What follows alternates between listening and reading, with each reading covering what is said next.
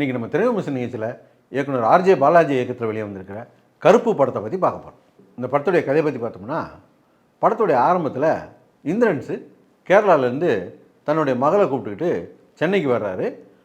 அவர் எதுக்காக வந்திருக்காருன்னா, தன்னுடைய மகளுக்கு ஒரு மேஜர் ஆப்ரேஷன் பண்ண வேண்டியிருக்கு, அதுக்காக வந்திருக்காரு. அதுக்கு அவர் பணமெல்லாம் கொண்டு வரல, பணத்துக்கு பதிலாக ஒரு 60 பவுன் நகையை கொண்டு வந்திருக்காரு. அந்த நகையை விற்று தான் இந்த ஆப்ரேஷன் பார்க்கணும். இப்போ வந்து சென்னையில் இறங்குறாரு.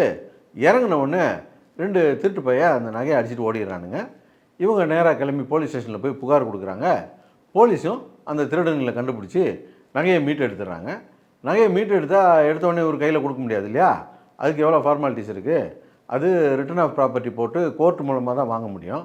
அதுக்கு அந்த போலீஸ் ஸ்டேஷனில் இருக்கக்கூடிய ஒரு போலீஸ்காரரை, நமக்கு தெரிஞ்ச ஒரு அட்வொகேட் இருக்கார், இவரை போய் பாருங்கள் அப்படின்னு சொல்லிட்டு ஆர்ஜே பாலாஜியை அறிமுகப்படுத்தி வைக்கிறாங்க. ஆர்ஜே பாலாஜி அந்த கோர்ட்டையே தன்னுடைய கட்டுப்பாட்டில் வச்சுருக்கக்கூடிய ஒரு வக்கீல். அங்கே இருக்கிற ஜட்ஜு வரைக்கும் அவர் செட் பண்ணி வச்சுருக்காரு. அவர் வச்சது தான் அங்கே சட்டமாக இருக்குது.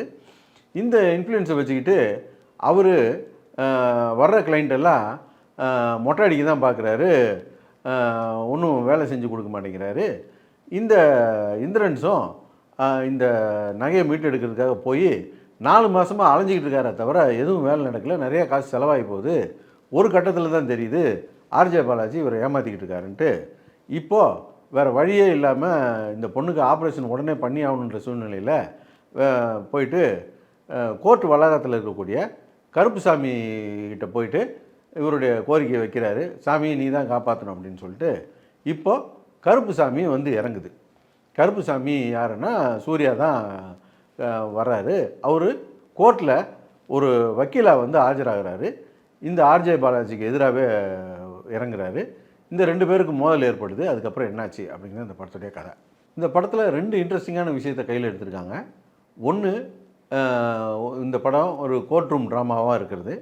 இன்னொன்று, இது ஒரு சாமி படமாகவும் இருக்கிறது. ஃபஸ்ட் ஹாஃபை பொறுத்தளவுக்கு படத்துடைய ஆரம்பத்தில் அந்த இந்திரன்ஸ் கதையெல்லாம் வந்து ரொம்ப இன்ட்ரெஸ்டிங்காக இருந்தது. கோர்ட் சீன்ஸ் எல்லாம் கூட ஓரளவுக்கு நல்லாவே இருந்தது. அதுக்கப்புறம் சாமி வருது. சாமி வந்ததுக்கப்புறம் இந்த கோர்ட் ரூம் ட்ராமாவும் சாமியும் சேர்ந்து கதை போகுது. ஃபஸ்ட் ஹாஃப் பொறுத்தளவுக்கு ஓரளவுக்கு ஓகே அப்படின்ற மாதிரி போயிட்டு இருந்துச்சு. அதில் கூட ஃபஸ்ட் ஹாஃபில் ஆர்ஜே பாலாஜி சூர்யாவை பார்த்து, நீ கடவுளாக இருந்து எதுவும் செய்கிறது பெரிய விஷயம் கிடையாது, மனுஷனாக இருந்து இங்கே சர்வே பண்ணுறது தான் கஷ்டம், நீயும் மனுஷனாக இருந்து என் கூட மோதிப்பார் அப்படின்னு சொல்கிறதுலாம் ஒரு நல்ல விஷயமா இருந்தது. அப்புறம் பார்த்தீங்கன்னா செகண்ட் ஹாஃப்லலாம் யூடியூப் ஷார்ட்ஸ்ல 3 நிமிஷம் வரைக்கும் தான் வீடியோ போட முடியும். முழு வீடியோவை பார்க்க சேனலுடைய பேருக்கு கீழே இருக்கிற லிங்கை கிளிக் பண்ணுங்க.